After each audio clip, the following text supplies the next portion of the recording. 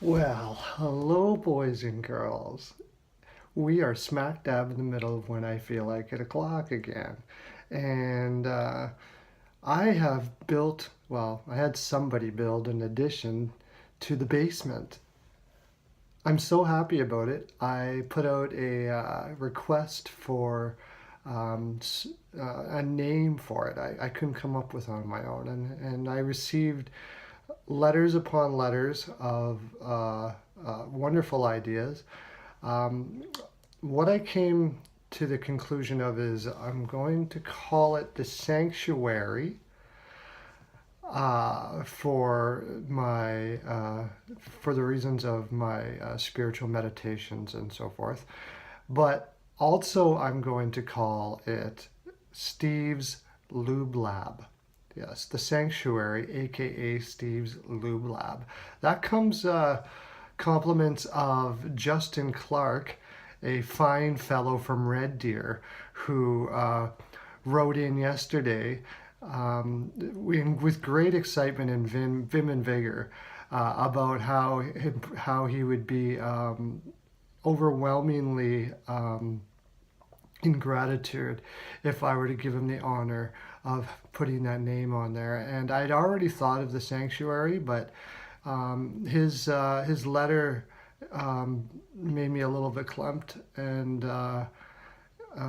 gave me pause to think of others, you know. So, Justin, that's for you, my friend. Lots of love to you. Okay, right on. We're on to the Pittsburgh Penguins in our trade deadline extravaganza. Ah. I love that echo thing they do. I really, really do. Um, okay, well, the Pittsburgh Penguins are in quite the spot. Although it's a spot I don't think they care is a spot. As far as the expansion coming up, which is involved with the trade deadline, it looks like they're going to have to give up Schultz unless they keep him and give up Mata, which is possible because Mata's having a lot of injury problems, but I find it highly unlikely.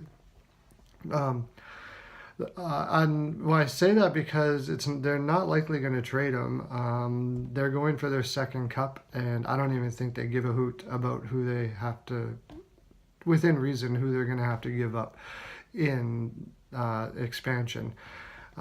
They're probably not going to work their way around that. In fact, they're likely going to add more to their roster. I think that'll likely be in the especially on the defensive side. It'll be on with free agents, like potential free agents next year. Because anything that they add with term, it's going to be in the same situation as with Schultz, and they'll have to let them go as well. However, they're only allowed to lose one player, so it's possible that they could take somebody with term who they feel is better than Schultz, in which case the team will take Schultz anyways or the other player. So it's possible. You know what? I just thought of that now, so I can't tell you what other players it would be. I just thought about that now. I've been like studying, meditating on this for minutes, and I just came up with that now. So, but anyways, I'll continue on with what I was going to say. Two players that I think that they're likely going to go really hard after, maybe three, is Oduya in Dallas, Franz in Buffalo, and Del Zotto in Philadelphia. Now, I know what you're saying. Philadelphia, Pittsburgh make a deal? Yeah, well, this time maybe. If Philadelphia is going to miss the playoffs anyways, Del Zotto, they don't think they're going to re-sign, and they can get a first from Pittsburgh for it. I think they'll probably do it. And if I'm Pittsburgh, I probably make that trade. He's going to be a free agent anyways. You might be able to sign him, and you can add that into whatever the deal is going to be. He would be the guy I'd really be looking at. He's younger. He's perfect for the Pittsburgh system of moving. His transition game is excellent. He's kind of bad rap for his defensive game, but I don't think it's as bad as people say. He does have a tendency to give up the bad pass up the middle or something like that. But more often than not, his passes are right on the tape.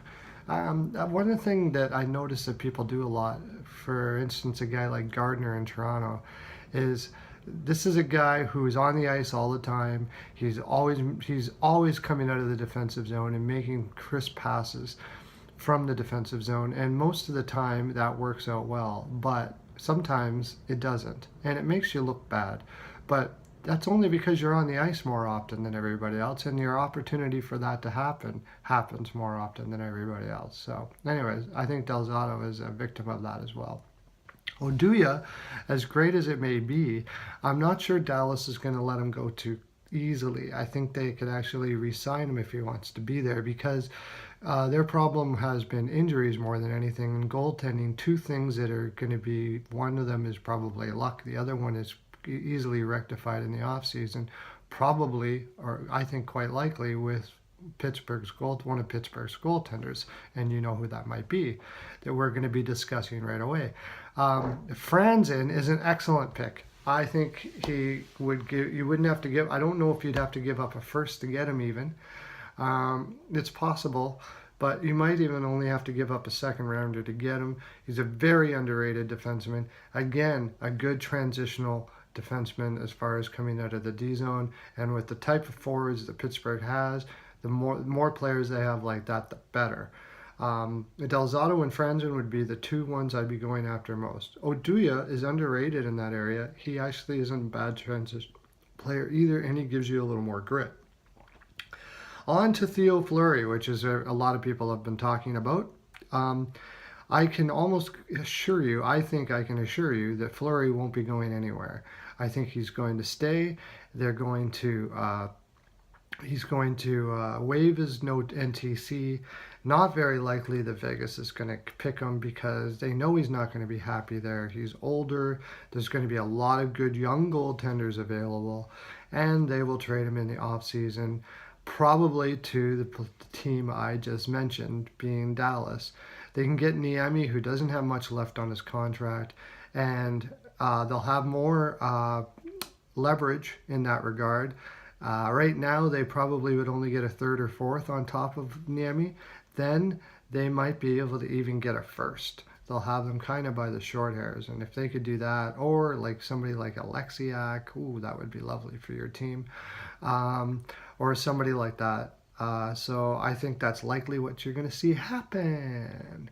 Anyways, I hope you like my new digs, my new edition. Got all dressed up spiffy for you.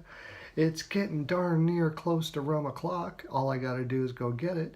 And if you are enjoying this fine programming, you can check me out at My NHL Pearls of Wisdom on YouTube. That's my full 42. Lots of love to you.